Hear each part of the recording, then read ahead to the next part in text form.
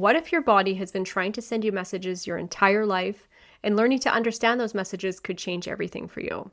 Inna Segal is a globally recognized healing expert, award-winning author, and pioneer in the field of energy medicine. Her best-selling book, The Secret Language of Your Body, has sold more than 1 million copies globally, helping readers around the world reconnect with the wisdom within themselves. In this conversation, we explore how unresolved emotions, ancestral patterns, and subconscious beliefs can quietly influence everything from our health to our finances. She also shares some incredible manifestation stories of her own. Whether you're curious about intuition, manifestation, healing, or simply learning to trust yourself a little more, this episode is packed with stories and insights that will have you looking at your life and your body in a whole new way.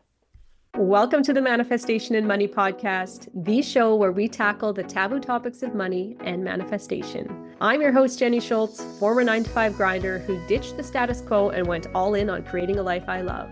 Yes, I use manifestation. Yes, I took action. And yes, I created a 7-figure net worth before turning 40. Every week, I'll bring you inspiring stories with money mavens and manifestation masters. From learning how to make more, save more, and grow your wealth to unlocking the power of manifesting your dream life. I am so excited to play in this space with you. Let's jump into creating a life you love. Welcome back to the Manifestation and Money Podcast. Before we jump into today's episode, I just want to share this fun little synchronicity that has happened between recording this episode and the episode going live today. I met with a local energy healer here in town, and she felt called to pull out 3 books as I was driving over to our session. And one of the books she had sitting out when I arrived was The Secret Language of Your Body by today's guest, Inna Segal. Maybe I shouldn't have been so shocked, as I knew Inna has sold over 1 million copies globally, but I couldn't help notice the fun little synchronicity knowing that this episode was going out live this month. So here's that fun, fascinating conversation with Inna. Welcome to the Manifestation and Money Podcast, Inna. Thank you so much for having me, Jen. I would love for you to share with the listeners just who you are and what your story is. I essentially went from running around to doctors and different health practitioners for years and years because I had psoriasis, I had digestive issues, I had anxiety, and I had really, really bad lower back pain.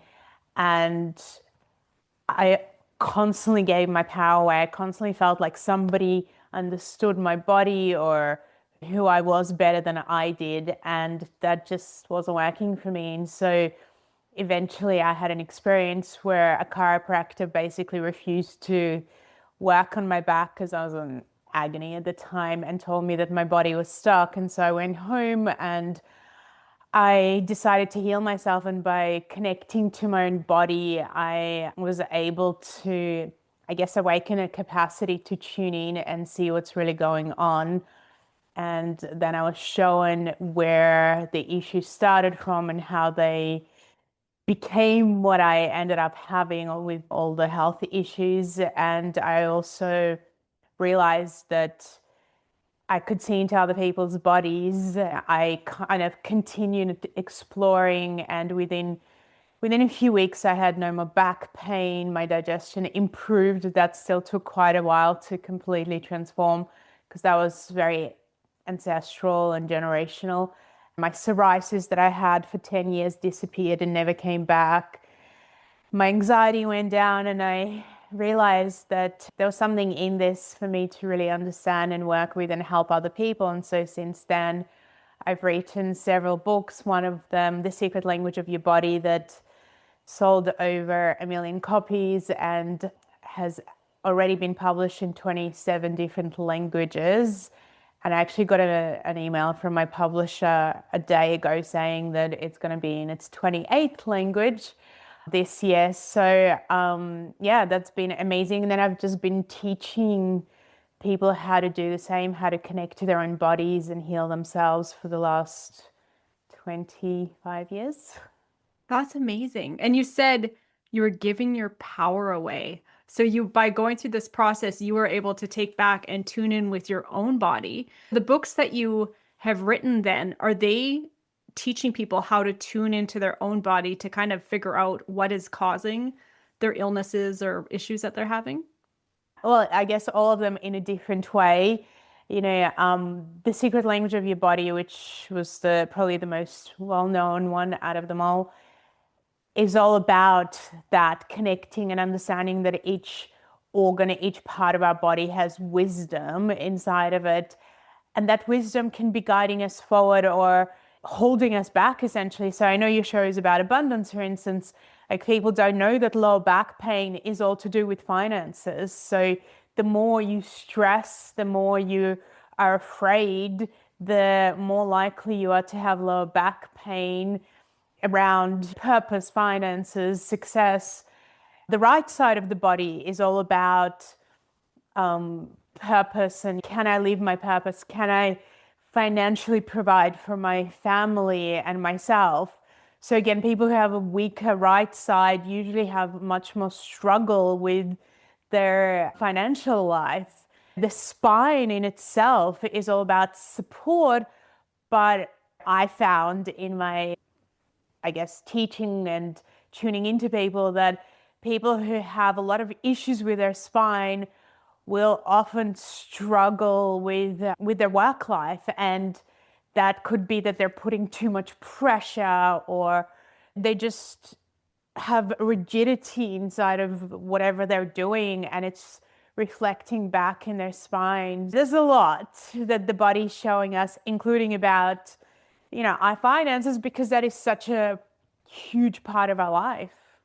Yeah. So you're saying our physical manifestations in our body are showing up and giving us clues about issues that we're having in our life.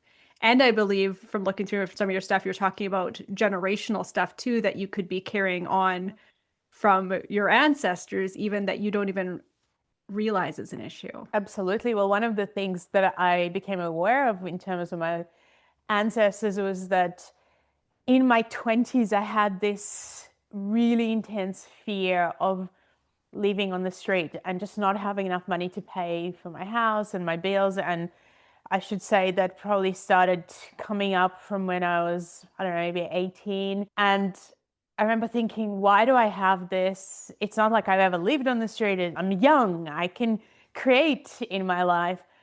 And then I remember talking to my cousins, and they said the same things.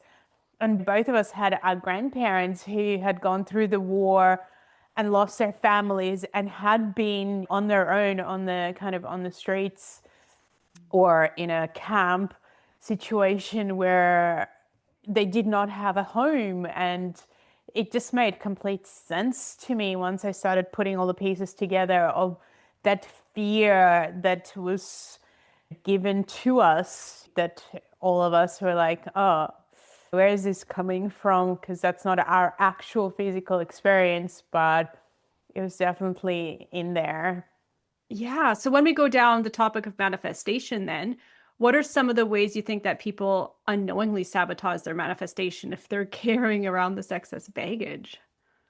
A lot of people absorbed everything that their family believed about money and success when they were children.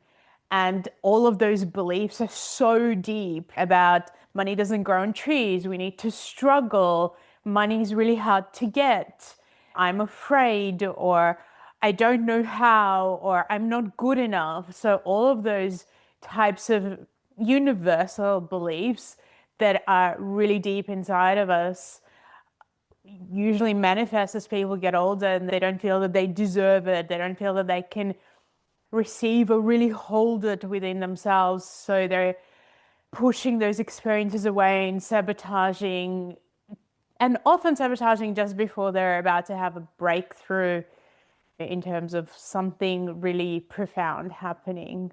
Mm-hmm. Yeah. So if we were flipping the script then here from going from pushing away stuff, I know you talk about something that's called the attractor archetype. So can you explain exactly what that is? We have different chakras, energy centers, and they all either help us to manifest or they hold us back when they're blocked. And so the attractor archetype is kind of a culmination of what is going on through all of these chakras, and are we really allowing, or are we blocking, or are we second guessing constantly and doubting? And if I can just share a quick experience, I guess I've had so many around this, but I'll talk about manifesting to get my book published because so many people sabotage that, or they don't believe that they can.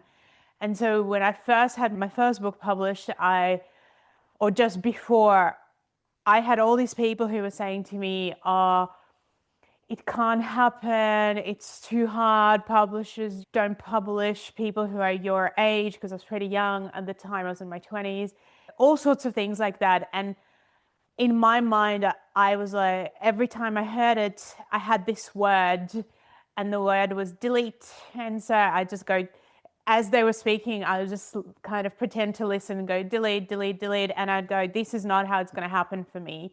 And then I would say to them, I would go, well, I'm sorry that you've had this experience, but that's not how I'm going to experience it. And I was very, very strong in holding that. And eventually I did meet a publisher. It was very easy. He basically invited me to have a conversation with him, and he said to me, I think your book's going to be a bestseller. When are you going to write it? Because I'm ready to publish it. So he said that, and he did.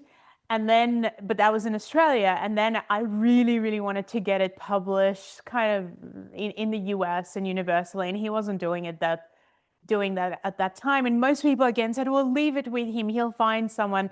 But I don't work like that. It's like if I want something, I get it. That's how I believe things happen. So I was actually trying so hard. And again, this is a mistake that people make. I was trying so, so hard to manifest it. And I just kept feeling like I was hitting this brick wall. So I met several publishers. I was speaking to them. So it wasn't just thinking about it. I was actively contacting people. And then we got to a point, and I remember I really wanted this particular publisher, and they were like, okay, but you need to prove this to us, you need to prove that to us. And they were in the US. And I remember thinking to myself, hold on a sec, I'm doing this the completely wrong way, because if I have to prove something to a publisher, how much are they going to help with promoting this? Like, how far is this going to go? No, that's not what I want. And I actually stopped. And then, because what people don't understand and don't do as well is that they don't create a relationship with, I guess, with the divine beings that can help you. And I had been doing that since I was 21.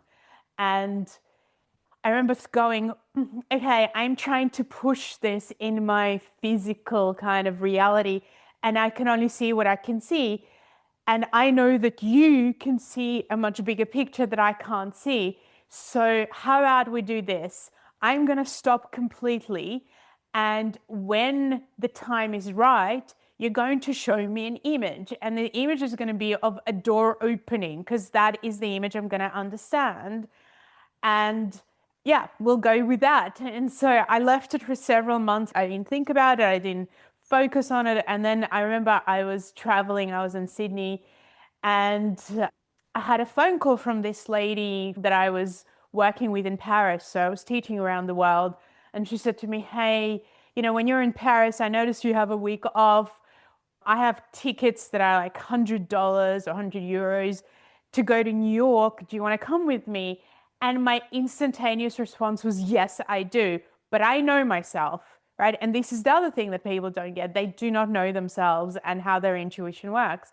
So I know myself, and I know that I get really excited and I say yes to things. And then later on, I feel overwhelmed, or I feel like, oh, I should have thought about this. And so I said to her, give me 24 hours to feel into this, and then I'll get back to you. And so again, I'm just thinking about New York, and I'm thinking, again, I know myself, if I go to New York and I don't like it, then I'm going to self-sabotage. I will sabotage getting a publisher, because I was like, I want a publisher in New York. So I will sabotage it. So it's not a good idea for me to go where I feel like it's so close for me to get a publisher, where, again, we have to know ourselves. We have to know what we're capable of. And so I said no to her. It was painful. It was hard to say no. But I remember then going, hold on a sec. Are you telling me that the doors are now open to finding a publisher, or am I just making this up? And I saw a very clear image of doors opening. And then, So at that point, I was like, let's clarify how I want this to look. And I said, well, I want it again to be easy. I want it to be clear. So, like, I want a bell to go off in my head for me to know that this is the right publisher. And the other thing I need is for the publisher, when I speak to them, for them to say, Inna, I've looked at your book, I've loved it, it works, I've tried it, I want to publish it. Unless the publisher says this to me, I'm not interested. So this is my communication with these divine helpers that I've been working with and befriending for quite a few years. Again, then I let it go. I went home, and at the time my partner said, oh, how about I put all the different publishers that I think would be great for you on the floor with like print their names out and put it on the floor, and you just tune in and pick it, which ones are right. And I was like, absolutely not. This is not how this is going to work. This is ridiculous. I'm not doing that. And then he kept saying, look, I think you should go with Simon & Schuster. And I was like, okay, whatever. I'm just going to wait and I'm going to do it my way. So a week later, the phone rings and I was like, how come no one's picking up the phone? Because I never picked up the phone, like ever. And so it's ringing and ringing. And I was like, oh my God, I'm going to pick up the phone. So I pick up the phone and this woman says, oh, hi, I didn't know it was you, Inna. I just want to let you know I love your book. I'm in Queensland. I want to order 20 copies, blah, blah, blah. So we're having a conversation. And then she says, by the way, is your book published in the US? And I remember as she said that, I was like, oh. And I said to her, no, not yet, but I'm looking into this. Why? Do you know someone? And she said, yeah, I actually do. And a few years before that, the book, The Secret, was published. And she said, oh, have you heard of The Secret? And at that time, I was like, yeah, of course I have. Everyone has. And she said, well, I'm really close friends with the publisher of that. Would you like me to connect them to you? And I was like, maybe. And then she said, hold on, why don't you look at their website and let me know? And so with my phone, I went downstairs to look at the website. And as I looked at the website, it literally came out of the screen and in front of my eyes. And I went, oh my God, to my husband at the time. I said to him, oh my God, this is it. This is it. This is the publisher. And so I told her, yes, please send him, send the publisher the book. And my partner was like, are you sure? Are you sure? Because I still think it should be Simon & Schuster. And I was like, oh my God, let it go. Just, yes, I really feel it. I am sure. So a month later, I get a phone call from the publisher, and it was a woman and a man who had the company. And the woman called me, and her name was Cindy, and she said to me, hey, I just wanted to let you know I got your book. I read it. I did the processes. It's amazing. It works. I've left it around the office. Everyone's done the processes. It's just amazing. We want to publish it. And I was like, okay, great. And she said, oh, and by the way, we've just merged with Simon & Schuster as well. So you'll have two publishers. You have one with us and also Simon & Schuster. And she's like, so when you come to America, you'll come and you'll meet us, and then you'll go to New York and you'll meet the publisher there. And by the way, she's Australian. And so it was just, it was incredible in terms of having an experience like that. And I just think that it's not just manifesting, it's the tuning in bit that people often don't work with. So they're sitting there and they're trying so hard to manifest something without realizing, well, is it that you're manifesting, or is it that you're really aligning with something and that it works together? You can't force something to happen out of the time where it's meant to happen. And you can get really frustrated and, again, self-sabotage if you are not aware of the tuning in part.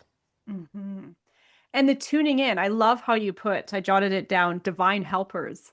I'm like, oh, that's such a fun, playful way of looking at it, because there's so many people that connect with and call it a multitude of names, right? From divine, spirit, God, like there's so many universe names that people give it. So I just love divine helpers. And would you be able to share for somebody who's listening to this and going, oh my goodness, I want to start being able to tune in and just going beyond your own intuition, something bigger.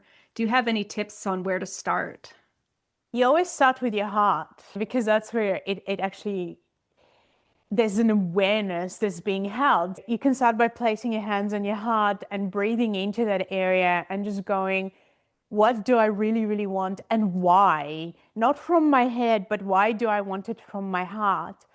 And you start to work with understanding more of the subtleties. So, is your heart really open? Does it feel like when you recognize the why, and I talk a lot about the why rather than the how, you just have no idea how something is going to happen. You have to focus on the why.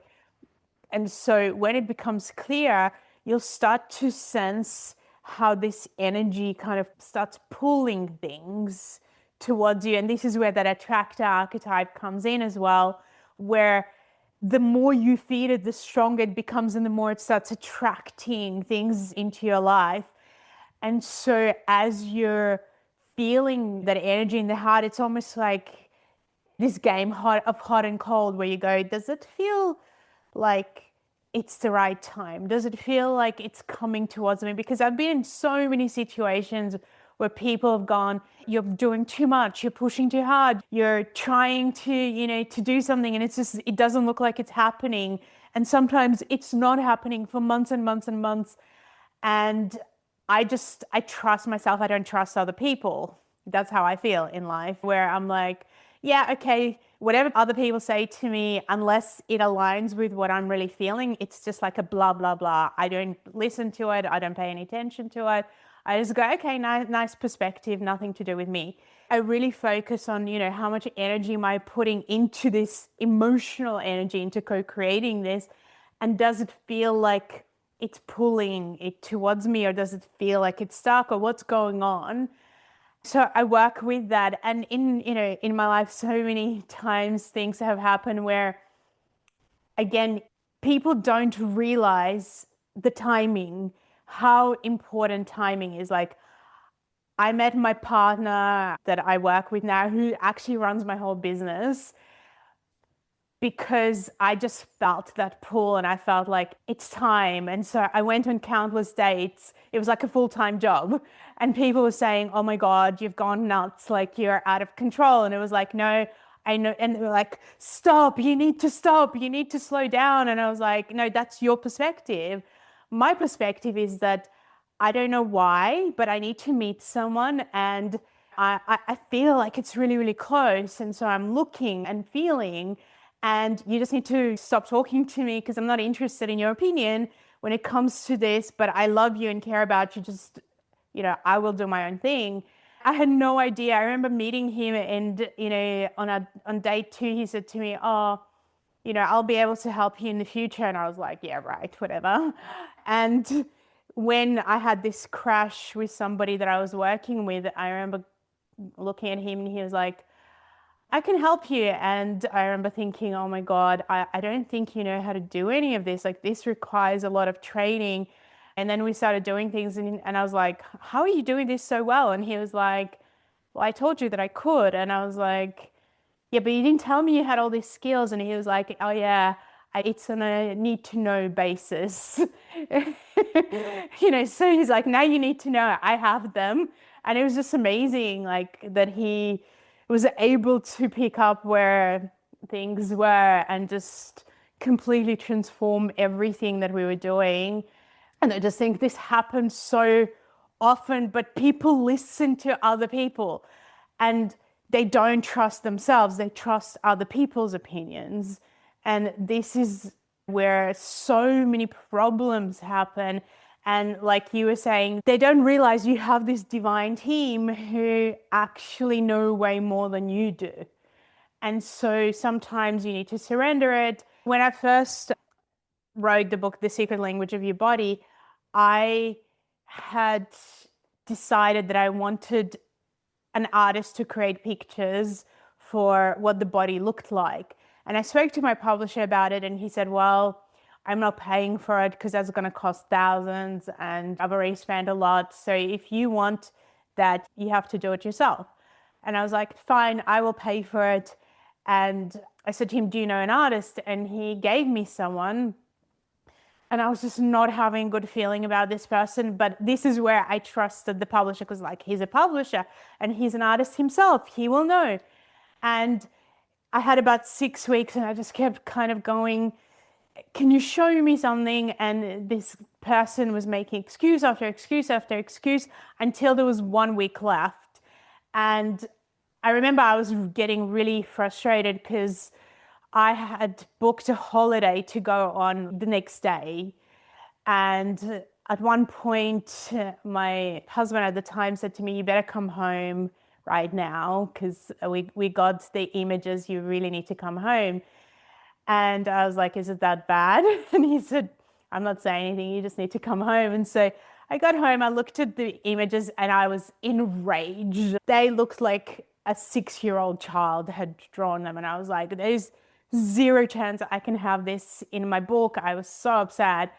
And I remember I was like, right, I'm in a really difficult position because the book is meant to be going to the printers in 1 week.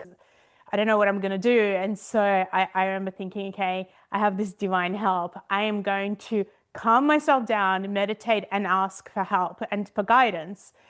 And so I remember going to my room, meditating for 5 minutes, but I was agitated. So I was like, you need to give me an answer straight away. It was, I don't know, something like 6 or 7 o'clock at night on the Saturday. And within about 5 minutes, I just got this really clear message, go and sit next to the computer. So I go downstairs, I sit next to the computer, I'm like, now what? And again, this clear, crystal clear message came into my head, which said, put in medical artist. And I remember thinking, this is not my thought. I never thought that this even existed. I didn't know, like, do you know if medical artists exist? Like, it's never, appeared in my mind. And so I was like, oh, okay, I'm gonna write it down. So I write down medical artist and this website comes up and it's like exactly what I want. And I call my partner over and I'm like, this is what I want. And he was like, yes, well, that's great, but it's too late. Like the book's being published and it's not your choice as well. And he's like, this person's probably in America as well. And I was like, let's scroll down. Where is it? And I was like, oh my God, this person lives 5 minutes away from us. Yeah. So, because he had his address and I was like, can you call him? Because I'm so like aggravated. And he calls him and he's like, hi. And then I was like, oh my God, just give me the phone. And I was like, hello. I'm sorry, this is an emergency. I know it's going to sound really weird to you, but you actually live 5 minutes from us. Are you going out by any chance? And this guy's like, yeah, I'm going out for dinner. I'm like, great. Could you please drop into my house? We're literally 5 minutes from you. I really, really need your help. And, this is an emergency. And this guy was like, okay, whatever. And he went, okay, fine. I'll see you in half an hour. So half an hour later, he shows up at our house and I say to him, this is what I need. Can you do this? And he was like, yes, I can. And I'm like, how long is it going to take? And he was like, 6 weeks. And I went, no, you don't have 6 weeks. He's like, okay, a month. Like, I can't do it for, in less time. And I was like, listen, the fact that you're standing here in front of me is a miracle right now. This is a miracle. You have 1 week. You have 1 week to get this done. I can call the publisher and see if he can delay it. And I think I can make that happen. You have to get it done. And he was like, okay. And so, yeah, I had it done. The images, the exact images that I wanted for the book, which there were quite a few within a week, and it got published. Incredible. Like that. And I'm sure for him too, now he has this equally crazy story of you calling him, of how it played out. That is so fun. Thank you for sharing those stories in there, because I think it really allows people, like, talking about manifestation and stuff like this. I feel like we go down the woo rabbit hole, but we should. It's too often that we feel like we have to like be hush hush and not share these stories for fear of what other people will think of us. And I feel like you are the perfect person who started off this conversation by sharing that you were just deleting the white noise of other people coming in. It doesn't matter what other people think. This is your human experience here. So let yourself shape it with your divine helpers. I still love that word. So before I let you go, I would love for you to share what your biggest piece of advice would be for someone to go out and create a life they love. Learn how to know yourself and how to really tune into your own that heart, that inner knowingness. And it always comes from the heart, even if the intuition comes from other ways. Like for me, sometimes it's dropped in my head, sometimes I hear it, sometimes I get images, but it always starts from my heart and from that place of, do I really, really want this? And why do I want this? Like, why is this important for me specifically? And once I get my why really, really clear, then I know that it's in alignment with the divine plan. And so from there, I just really go for it. And I also recognize that, and I think this is really important, that at times I will fall down and I will have to get up and it will seem like it may not be working. And at times I will have to take chances, or I will have to go down pathways where I know this is not it yet, but this is a stepping stone. Sometimes people said to me, if your intuition is so great, how come, like that story I shared with my partner taking over from somebody that I was working with, how come you ended up working with her? And it was like, I knew 100% that this woman was not a long-term experience. I knew that she wasn't quite right long-term. And I had friends also saying to me like, oh my God, Inna, she's going to rip you up. And she did. But when I connected to myself, I was like, this is the right next step. Whether she does or doesn't, that is her human experience and that is her karma and destiny. Eventually, she will have to balance that out. But for me, this is where I need to be. This is what I need to do, whichever way it shows up. And I remember saying to my partner afterwards, I was like, had I not worked with her, even though I lost lots of money and so on, but I'm like, money is something you can lose and you can make, right? It's just like, that's not it. If that is what's driving you, then you're going to struggle a lot. But if you have something real driving you, which to me was like, I got to help thousands of people while I was working with her that I would not have helped had I not worked with her. So what's that worth? Even though it was hundreds of thousands that she took from me.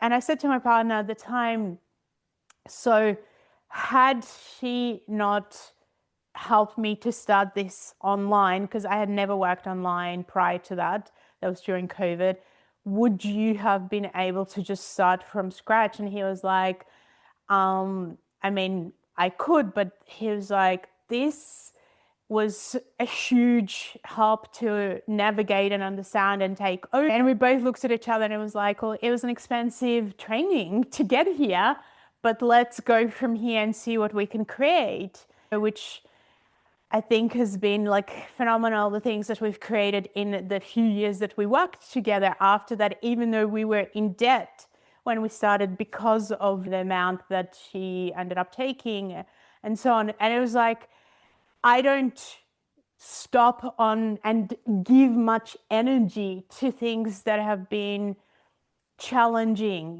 or losses. To me, it's like, okay, get over it as soon as possible and move on. Because if you keep constantly coming back to, oh my God, I should have done this differently, or it didn't work, you are actually stopping yourself from moving forward. Take it as an experience, take it as something to learn from, and then move on as soon as possible and focus on what you really, really want, as opposed to on what happened and what didn't work. Learn from what didn't work.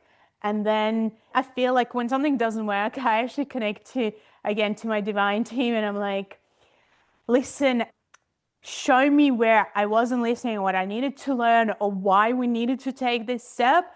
And then let's go bigger. Let's go to the next level, because now I've learned stuff, I can grow and expand. And I just think that often people think, oh, if you're intuitive or if you get really successful, you don't have to go through struggles and challenges. It's the stupidest, craziest thing, because every person who's become super successful faces a lot of backlash, which is why the spine needs to be strong and the nervous system needs to be expanded, because at some point you will get hit with something really, really challenging, and you have to be able to handle it and move forward no matter what. And I think that people who want to become successful should watch interviews with successful people who've had a big journey. I'm from Australia. I was watching a documentary yesterday about Kylie Minogue, who's super famous here, and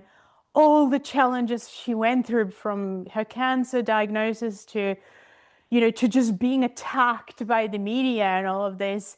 And I personally know that when I watch these types of interviews or documentaries, something inside of me goes, I am just going to take that on board and learn from this person and understand that as you grow in whatever area of your life, you will be challenged, and internally, I will do the work to be able to be okay when people criticize you or don't like something you do. And so you become stronger. And I'm against this getting thick skin, because I actually think that that causes disease in your body when people say that, and hardening, and can lead to tumors and so on.